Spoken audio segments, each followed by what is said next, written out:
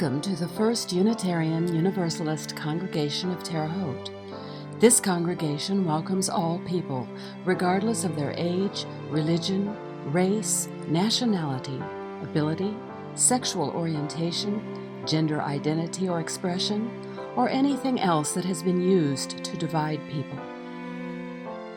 We are a group of people with our own opinions, our own ideas, our own dreams, but we share ideals.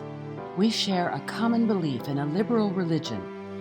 In our discussions, we may disagree with each other, but we must always remember that what unites us is stronger than what separates us.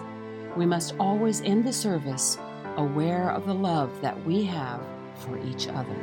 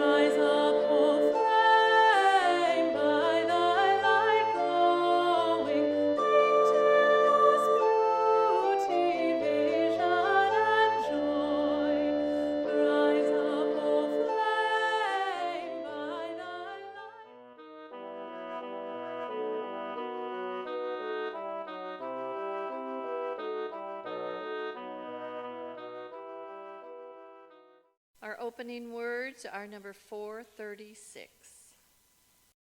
We come to this time and this place to rediscover the wondrous gift of free religious community, to renew our faith in the holiness, goodness, and beauty of life, to reaffirm the way of the open mind and full heart, to rekindle the flame of memory and hope, and to reclaim the vision of an earth made fair with all her people one.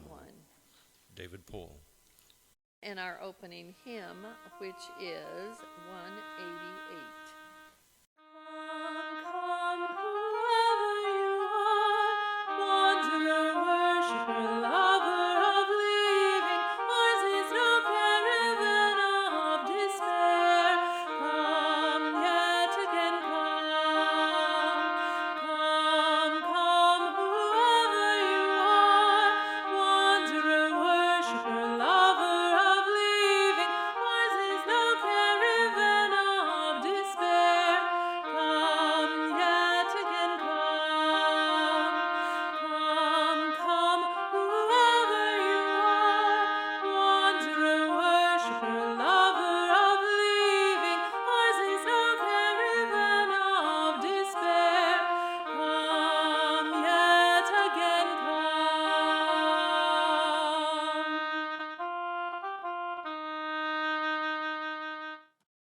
Transitional words are in your order of service.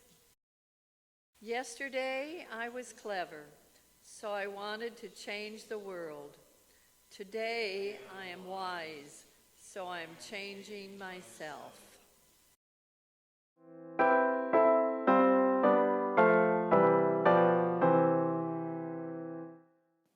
Ours be the poems of all tongues, all things of loveliness and worth, all arts, all ages, and all songs, one life, one beauty on the earth.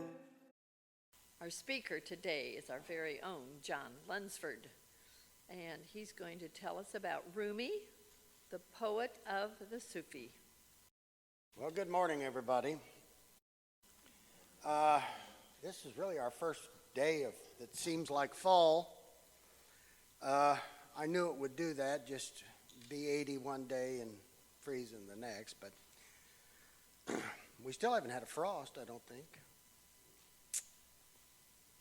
When I started on today's path, my intentions were to explore the Persian poet Rumi and his influence on Sufism. Originally, I thought I could explain it pretty quick, but I'm now convinced that it would take a lot more Sundays to explore on that subject. So today's discussion is going to be very basic and a simple path. And I would like to warn everybody that although I'm going to do my very best to correctly pronounce some of the difficult names and phrases, I will fail.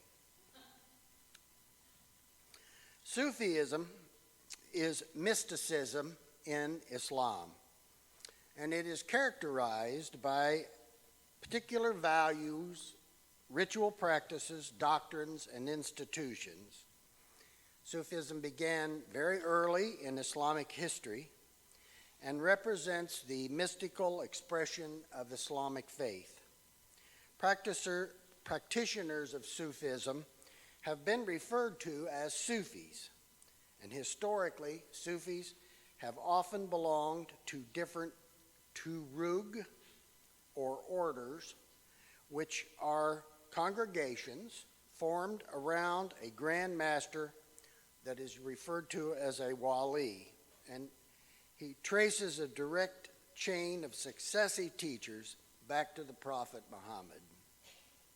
These orders meet for spiritual sessions in meeting places known as zawiyas or tekke, and they strive for ishan, or the perfection of worship. Ishan is to worship Allah as you see him, because even if you can't see him, he surely sees you.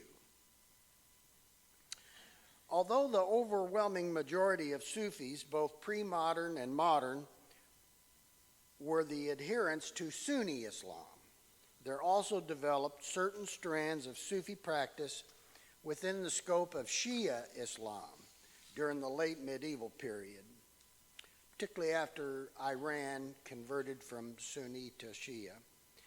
Sufi orders during the first 5 centuries of Islam were all based on Sunni Islam, and although Sufis were opposed to dry illegalism, they strictly observed Islamic laws and belonged to various schools of Islamic theology and jurisprudence.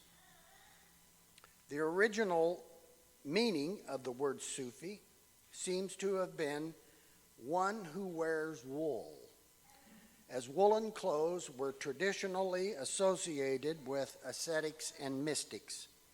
The devotional practices of Sufis varies widely, although prerequisites to practice include the rigorous adherence to Islamic norms, such as prayer 5 times a day and the Feast of Ramadan, stuff like that. Dancing is sometimes prohibited. Musical instruments have also traditionally been prohibited, along with female voices, although some can be commonplace today. And to me, the most fascinating form of Sufis is Sufi whirling, and is a form of sama, or physically active meditation. It originated amongst the Sufis, and which is still practiced by the Sufi dervishes of the Mevlevi order. It is a customary dance performed within the sema, though through which dervishes, or simazans, aim to reach the source of all perfection, or Kamal. This is sought through abandoning one's ego and personal desires and listening to music, focusing on God and spinning one's body in repetitive circles, which has been seen as a symbolic imitation of the planets in our solar system, orbiting the sun. There's a lot of symbolism in a Sema ritual.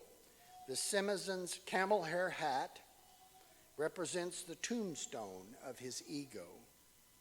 His wide white skirt represents the ego's shroud. And when he removes his black cloak, he is spiritually reborn to the truth. At the beginning of the Sema, by holding his arms crosswise, the Symbolism appears to represent the number one, thus testifying to God's unity. While whirling, his arms are open. His right arm is directed to the sky, ready to receive God's benefits, and his left hand, upon which his eyes are fastened, is turned towards the earth. Revolving from right to left around the heart, the Symbolism embraces all humanity with love. The human being has been created with love in order to love.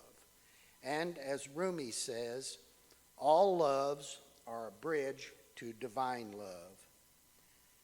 Yet those who have not had a taste of it do not know. Personally, I tried this form of active meditation in the basement, and I can tell you now that I had forgotten how hard a cement floor is. I got dizzy and fell over onto the couch. You'll notice there is a difference.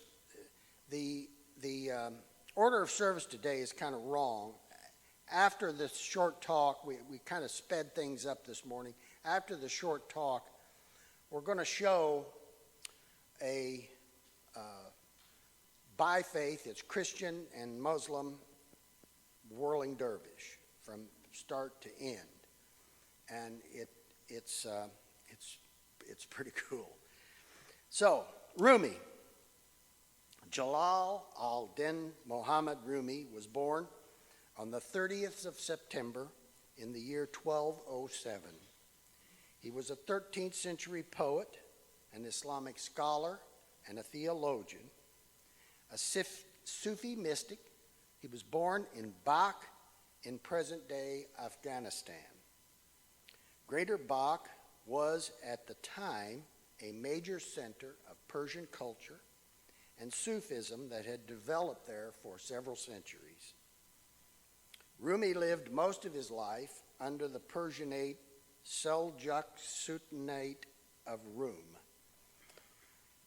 His father was Baha-us-Din Walad, and he was a theologian, a jurist, and a mystic from Bak, who was known as Sultan Ulama, or the Sultan of Scholars. His mother was Mumin Khatun.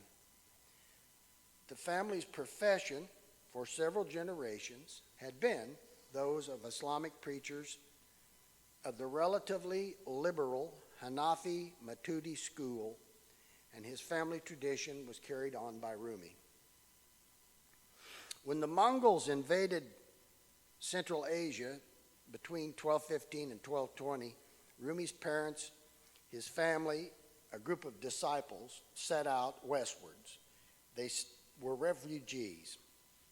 And according to many accounts, on this journey, Rumi encountered one of the world's most famous Persian poets, Attar, in the Iranian city of Nishapur, located in the province of Khorasan. I shouldn't have just wrote any of that.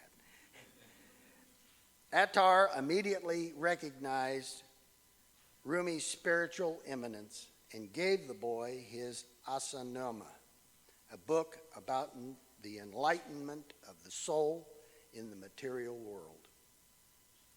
I misspoke. The entanglement of the soul in the material world. This meeting had a deep impact on the 18-year-old Rumi, and later on became the inspiration for many of his works. The group then set out for Baghdad, where they met many of the scholars and Sufis of that city. From Baghdad, they went on to Hijaz. They performed a pilgrimage to Mecca. Then the caravan passed through Damascus and on to several more cities until they settled in Karaman for 7 years. During that period, his mother and brother died, and in 1225 he married and had 2 sons. His wife didn't live very long, but he married again and had another son and daughter. And on the 1st of May in 1228, as a result of the insistent invitation from the ruler of Anatolia, his family finally settled in Konya, in Anatolia, within the westernmost province of the Seljuk Sultanate of Rum. His father became the head of a religious school called a madrasa, and when he died at age 25, Rumi inherited his position as the Islamic teacher. For 9 years, Rumi's public life began. He became an Islamic jurist, issuing fatwas and giving sermons in the mosques of Konya. During this period, he spent some time in Damascus, where he met with the dervish Shams-e Tabrizi, and on the 15th of November in 1244, it completely changed his life. And he went from an accomplished teacher and jurist and was transformed into an ascetic. He spent the next years writing ghazals, or Persian poems. His favorite scribe, Hussam, implored Rumi to write more, and he spent the next 12 years of his life in Anatolia dictating the 6 volumes of his masterwork, the Masnavi, to Hussam. In December of 1273, Rumi fell ill. He predicted his death and composed his final poem, and he died on December the 17th, 1273, in Konya. His death was mourned by the diverse community of the city, and Jews and Christians alike joined the crowd to bid farewell as his body was carried through the city. He was buried next to his father in a shrine called the Green Tomb. The Seljuk queen, Guru Khatun, who was a close friend of Rumi, sponsored the construction of his tomb with its mosque, dance hall, schools, and living quarters for the dervishes, and it remains a destination of pilgrimage to this day, and probably is the most popular pilgrimage site to be regularly visited by adherents to every major religion. His epitaph reads, "When we are dead, seek not our tomb in the earth, but find it in the hearts